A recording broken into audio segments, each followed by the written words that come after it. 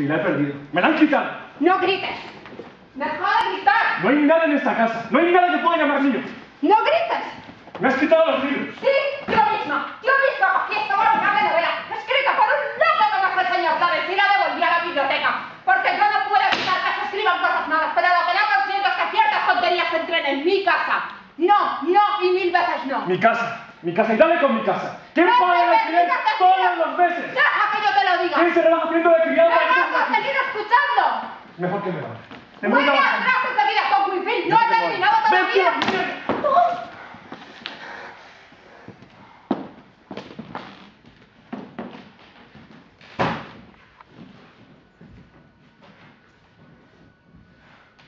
Y ahora te sentarás a escuchar. Y basta de insolencias. Mi paciencia tiene un límite.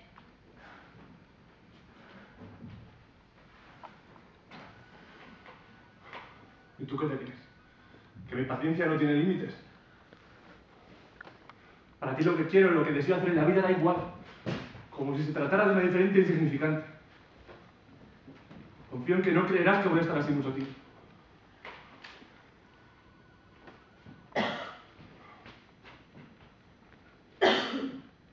Escucha, Tom. Yo creo que estás haciendo cosas de las que tú mismo te avergüenzas. He aquí por qué te comportas de esa manera. Pero si es que nadie en su sano juicio va al cine todas las noches como tú pretendes hacerme creer.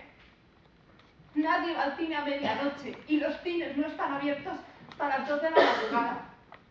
Además, Tom, tú vuelves a casa tambaleándote y recompuñando cosas como un desequilibrado. Y después de 2 horas de sueño, ¿qué? Te levantas para ir a trabajar. Imagina cómo te arrastras medio dormido y sin fuerzas. Sí, sin fuerzas. ¿Y con qué derecho arriesgas tu empleo? Y con tu empleo la seguridad de todos nosotros. Dime, ¿qué haremos si te despiden? Vamos a ver. ¿Es que acaso se te ha metido en la cabeza la idea de que yo estoy enamorado del almacén? ¿Tú crees que yo estoy enamorado de las zapaterías reunidas? ¿Crees que quiero pasar los próximos 55 años de mi vida enterrado entre esas paredes de fibra vegetal y tubos de neón? Sinceramente, preferiría que me arrancaran la cabeza de nuestra casa tener que volver ahí todos los días. Sin embargo, voy. Renuncio a todo lo que quiero hacer y ser en la vida por 65 míseros dólares al mes. Todas las mañanas, cuando tú entras en mi cuarto y me dices ¡Despierta, despierta, Tom! Yo me recuerdo, me repito a mí mismo, me repito a mí mismo que felices son los muertos. Sin embargo, voy, renuncio a todo, a todos mis sueños.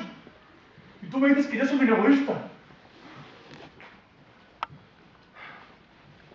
Si yo fuera un egoísta haría lo que hizo. Me iría, pero muy lejos. Tan lejos como los medios de transporte me permitan. Deja que me vaya. ¿Dónde vas? Me voy al cine. ¡No te creo! ¡También! ¡Me voy al fumadero de opio! ¡Sí! ¡Me voy a un fumadero de opio que es un lugar de vicio y depravación donde se dan cita a los mayores delincuentes de la ciudad! Formo parte de la banda de fuga. Voy caminando por las calles de la ciudad con un fusil ametrallador debajo del brazo. Me llaman Wilfrid. Wilfrid el asesino. Y controlo a los muchachos de toda la provincia.